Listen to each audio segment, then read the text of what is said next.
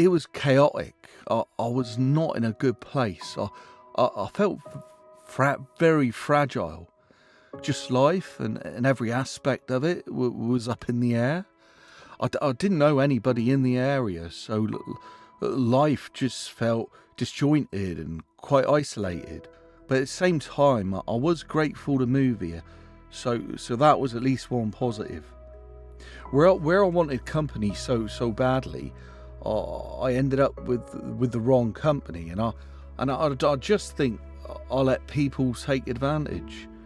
When I did start trying to move people on, or saying I didn't want them there, or I didn't want them doing what they were doing, they wouldn't listen to me. Cuckooing is where criminals take over the home of a vulnerable person, often by manipulation.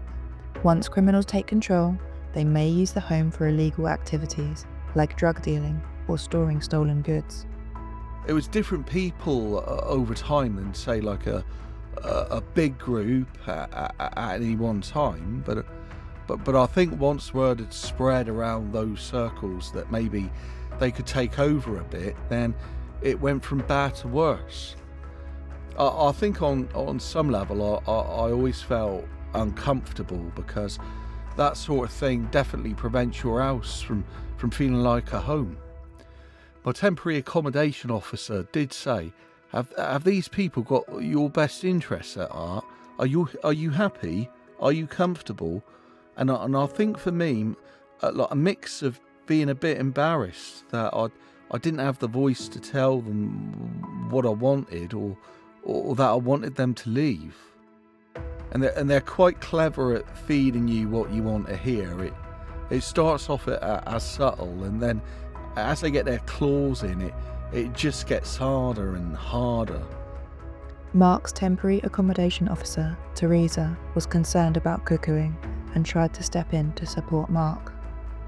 Teresa kindly printed me off some fact sheets about cuckooing, but before that I'd never heard of it. I had no idea what it was. It's quite an uncomfortable thing, and it's embarrassing to not quite understand how they manage to worm their way in with such power and control. But also so hard to admit that you fell for it. You know? Towards the end, they were very, very controlling, even to the point of me answering the door and access to a phone. There was always somebody there. This one day, they made me go and collect their food delivery from downstairs, and it just so happened that I saw Teresa in the corridor, and I just said, I can't explain, but I'm in trouble and I need help. She didn't ask any more questions and said that she would do something and to just go back for now. The next thing, Teresa had got the police. It was such a great feeling it was coming to an end. I was worried what they might do. Could I lose my home, or could I get into trouble with the police? Teresa worked closely with the local PCSOs to support Mark through this time. This collaboration meant that the police were able to get to Mark's home quickly when they were needed. For the first time, I felt that I actually had a support network, people that I could go and talk to. It helped me find the voice so I could start saying no. I had help and, I guess, reassurance that what was happening was wrong. With Teresa's help and support, I was able to open up, firstly with her, and really did build a deep trust. Mark has weekly catch-ups with Teresa, and over a year on from this difficult time, he's in a much better place. One of the biggest challenges is my general health, especially my mental health. I've been able to focus on myself and putting structure in my life. I've started making the right kind of friends, building on my relationship with my brother.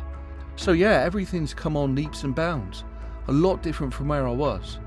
And I'm only where I am now because I could ask for help and I received it. It was a key factor in my journey.